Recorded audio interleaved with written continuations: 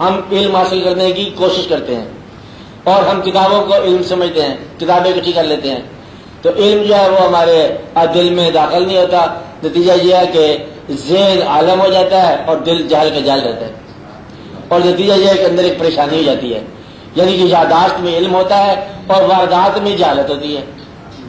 اس لیے پھر انسان بڑا پریشان ہوتا ہے کہ میرے پاس علم تو بڑا تھا لیکن میرے اندر تو کہ علم ہی کو نہیں ملتی، یہ بھی نہیں پتا جو میرے ساتھ لوگ رہ رہے ہیں یہ ہیں کون. اور دور کا رائٹر جو میرے ذہن میں آ گیا، افغانستان کے لکھنے والا، انگلستان کا لکھنے والا، آج سے 100 سال پہلے کے رائٹر، 200 سال بعد کے آنے والے مصنف، یہ سارے میرے ذہن میں آتے ہیں کیا کیا لکھ رہے ہیں، کتابیں کیا لکھی ہیں. اور زندگی میری پاس کے رہنے والے لوگوں میں گزر رہی ہے.